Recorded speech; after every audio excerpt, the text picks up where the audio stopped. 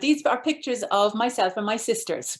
I'm one of 5 girls, and we all grew up in the Bronx in New York City. Both my parents are Irish. And in a way, I chose these 2 pictures because to me, they represent the kind of core pillars of my identity growing up as what I would have considered as an Irish person in New York.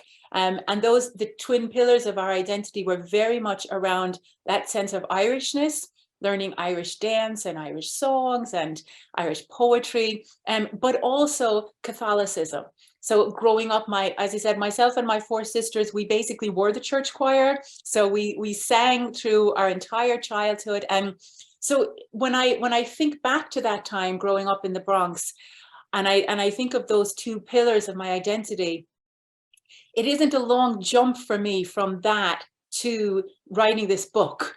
And because really what the book was about was how do migrant communities, diasporic communities, like my own family's community, negotiate their identities, and what role does music and singing play in that?